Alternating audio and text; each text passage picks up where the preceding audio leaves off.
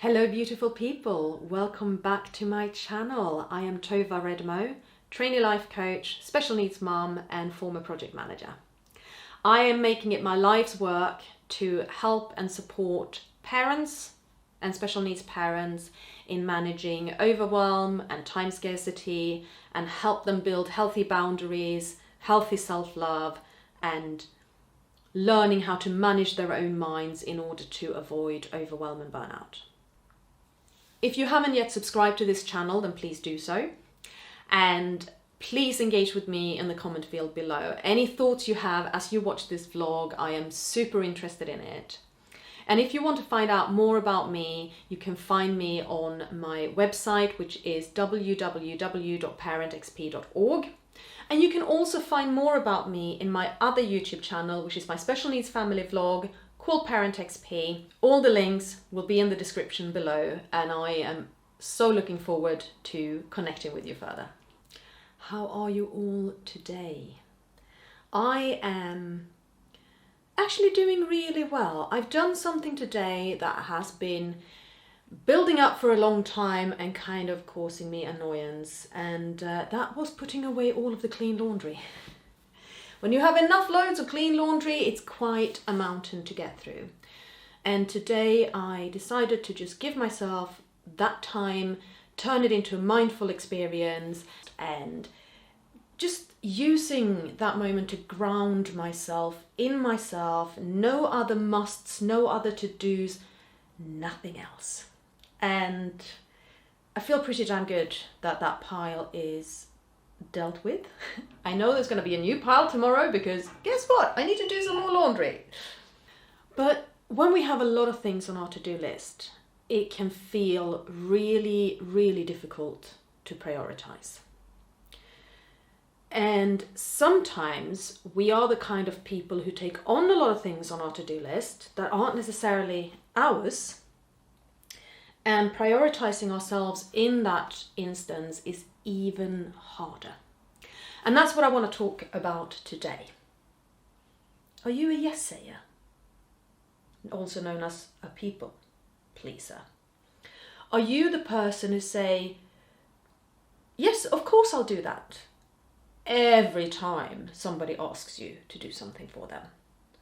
Or even worse, when they don't ask you directly, but kind of throw it out there as something that could be done by somebody. You're the one volunteering, even though you know so well that you don't have the time.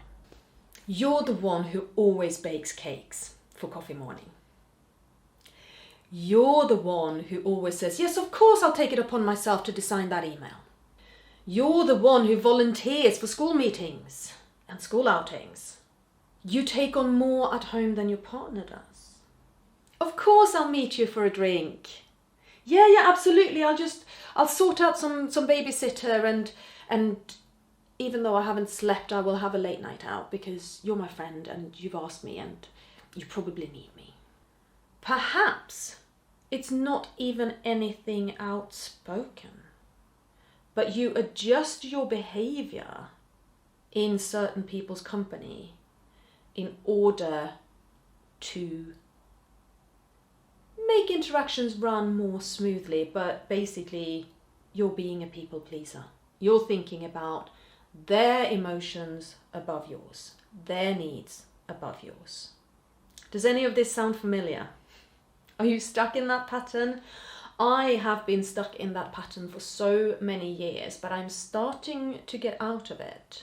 Actually, I'm more than starting. I've made quite some headway to get out of it, and it's very freeing.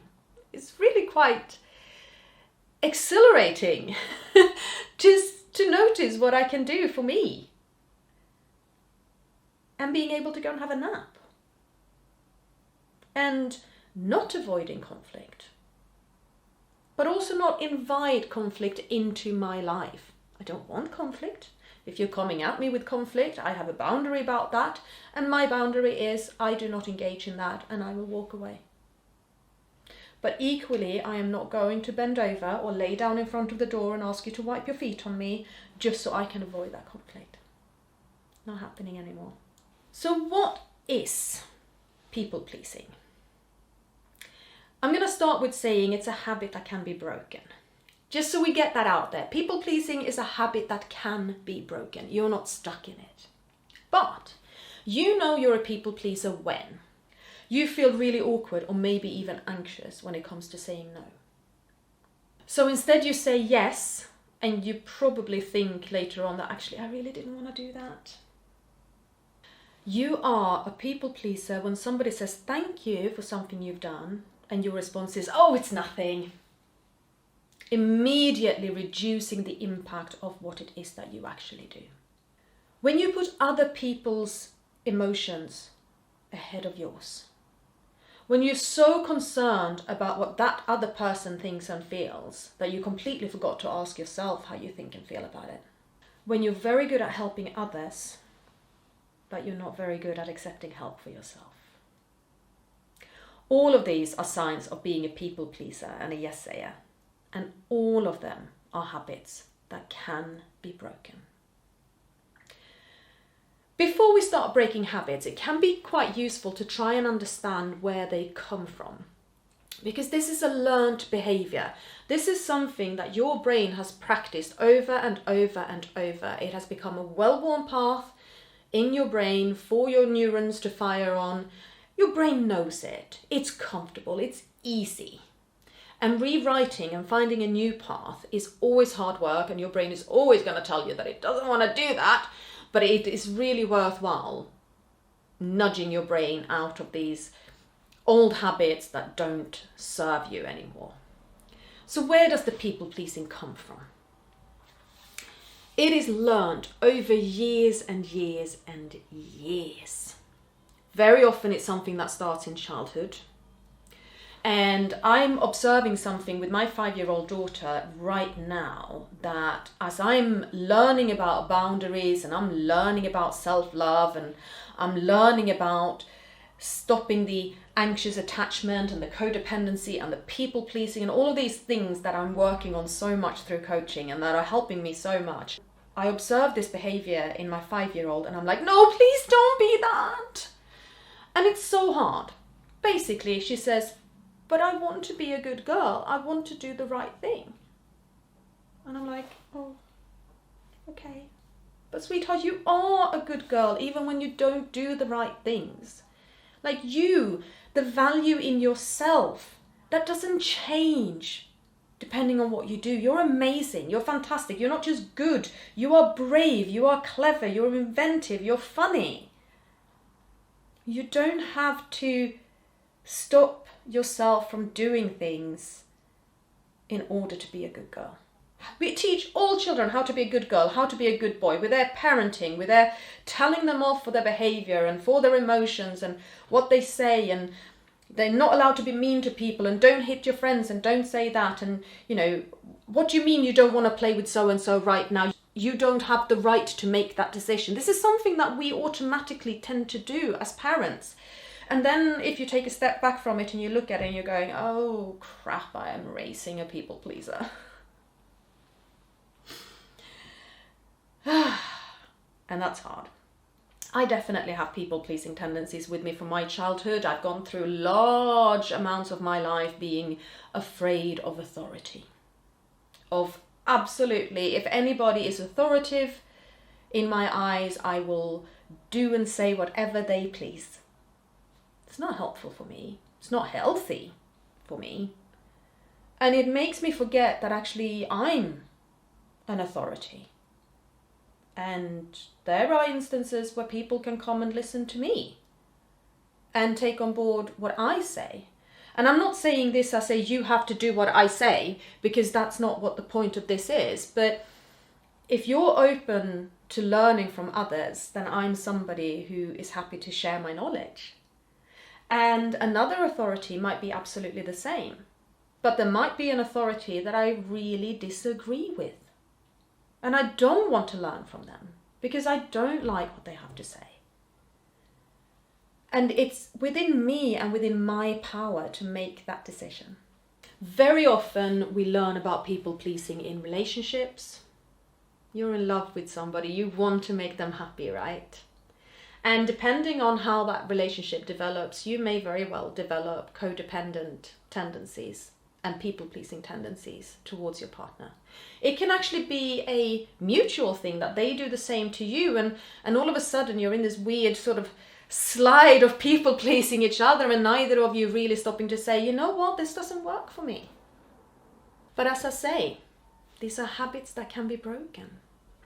And they don't have to be broken in a brash and harsh and rude manner. You can learn to say no nicely. And you can learn to set your boundaries, to decide what is important for you. And you can learn, and this is a difficult one for me to say, you can learn to put yourself first at times. I say this is difficult for me because if you followed me for a long time on my other YouTube channel, which is my special needs family vlog called Parent XP, then you know that I am really not comfortable with the concept of self-care. I have a lot of issues around self-care. But I don't anymore have issues around the concept of self-love, and I think they are different. I think self-care is something that there has gone a level of inflation into. It's far too commercialized. Self-care for women is having a bubble bath with nice bubbles, really expensive ones, and a glass of champagne in the right glass, and with your Audible or your Kindle or your... It's buy. Go out, go to a spa, treat yourself. And none of that really truly is self-care. All of that is just consumerism and stressing yourself out. The other reason I'm absolutely allergic to the phrase self-care is because it can so often, particularly for us busy mums and us busy special needs mums, become yet another item on the to-do list that we never get to. And then we've added failure to our day. And I really don't think we need to add failure to our day. Okay?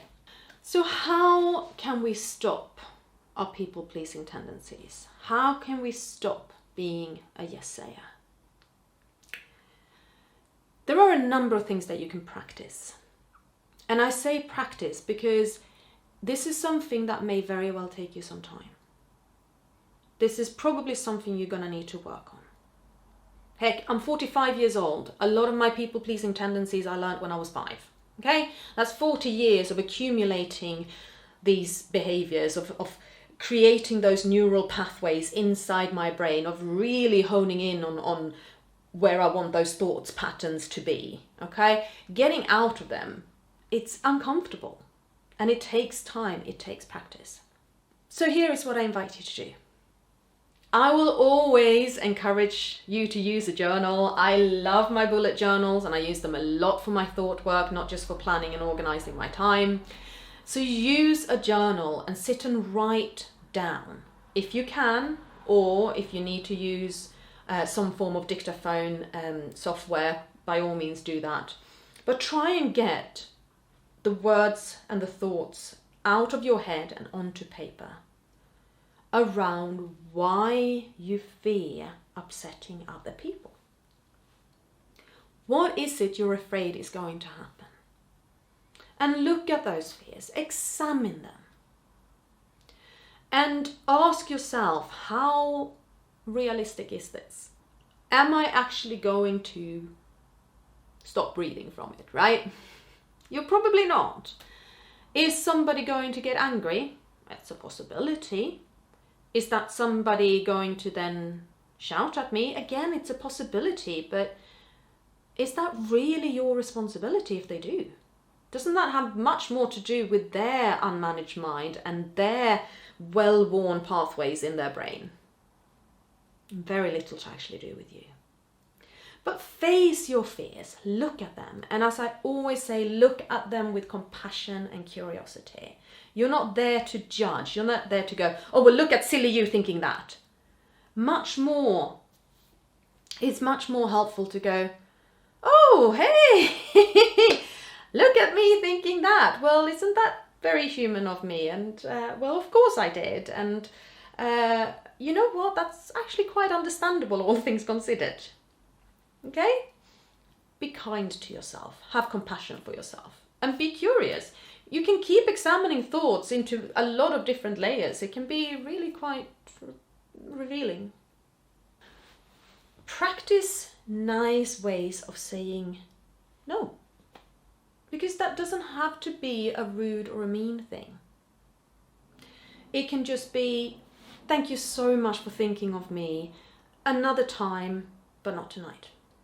It can be, I always love to help out, but I don't have the bandwidth right now. I have a little bit too much on my plate, so can you find somebody else to help you, please? And other ways of practicing saying no, where you don't even have to say anything, is just to think, you know what, I'm not going to volunteer to bake a cake for that thing. When nothing was asked of you directly, but it was just asked as a wider thing, and you immediately jumped to, oh my God, what is it I can do and what is it I should do? You could just not do it. Practice not putting your hand up when they're asking for volunteers for the Parent-Teacher Association. Or you can sit down and work on boundaries around when you're available. This can be really quite useful. One of my clients brought this up. They have a person who tends to message them whenever a thought occurs, and it's always with a request for a favor. And they can't necessarily control when this person is texting, but they can control when they act on it. Because what my client has a tendency to do is read the text and immediately fix it. But actually what she has been practicing since working with me is to read the text, put the phone down, continue with what she's doing, and when she has time, come back to the text and decide on whether or not this is something that she wants to do for that person, and if so, is now a good time. Other ways in which to have boundaries around when you're available would be to decide for yourself, what are the time limits for when people can contact me? I have a do not disturb coming up on my phone, automatically 9 p.m. to 7 a.m. every day, or rather every night. During that time, 2 people can get through to me. One is my ex-husband, because if something's wrong with the girls, he needs to be able to get through to me. The other person is my mum, because if she tries to get through to me after 9 p.m, it is something important. Everybody else? No, sorry. I will not get notifications. I will not get your phone calls, your text messages, your WhatsApp messages, your Messenger messages. They all turn up, but I don't hear them. My phone is not buzzing. And I do the same when I'm working. I will put my phone on do not disturb when I'm working. I'm pretty certain the world can get on without me for that time. So you can set boundaries around when you are actually available to talk to people. And these things also go hand in hand with putting yourself on your to-do list.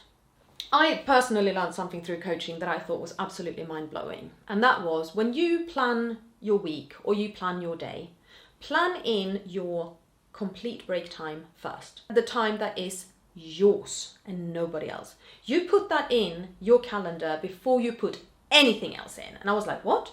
No, hang on. I put everything I need to do in my calendar, and then if there's any time left over, that's when I put in my me time. And of course, I never put in me time. Ever. Now, I put in me time before I put in anything else.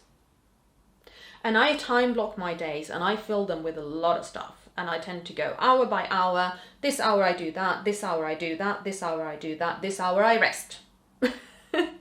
And then I go back and I do something else for an hour, and I do something else for an hour, because I have so many balls in the air at all times that I need to actually manage my time that well, so that A, the things happen, and B, the things don't burn me out.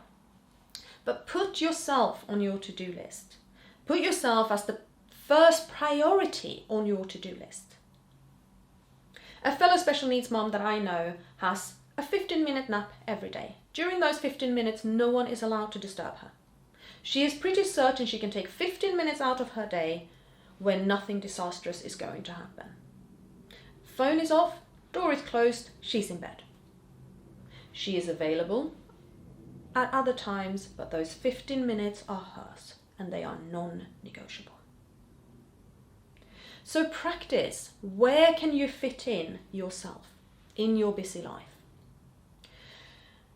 So when you fit in yourself in your busy life, then you know what you're building your boundaries around. And when you know what your boundaries are, then you know the areas in which you're saying no. I'm not telling you that you have to say no to everything forevermore. Absolutely not.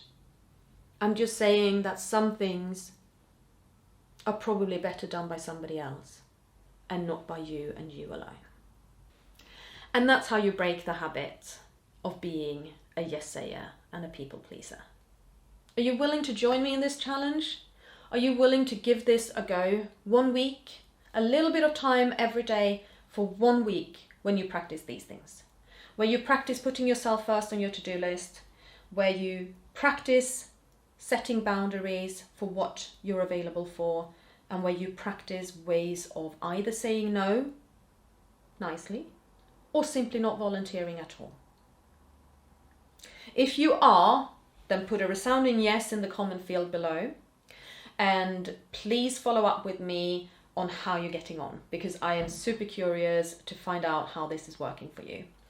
And if this is something that you think, actually, this is too much for me, I can't do it on my own, I need an accountability partner, I need somebody to help me, I have far too big blocks around saying no to people and far too big fears about setting boundaries, then contact me on tova@parentxp.org and we will book a discovery call so that we can talk about my coaching packages, my 6-week program and my 12-week program. Both look into boundaries and time management. 12-week program goes much further than that, and we can see how I can help you. So that's tova@parentxp.org to book a free discovery call with me to discover how my programs are built up, if you feel that you need more help and more accountability in order to be able to break these people-pleasing habits. If you're not ready to take that leap into getting a coach just yet, then practice these things by yourself, as I've said, but also head on over to my website, parentxp.org, and get yourself on my mailing list so that you never miss any information about what is going on in my coaching practice. Thank you ever so much for watching, and we'll see you again very soon.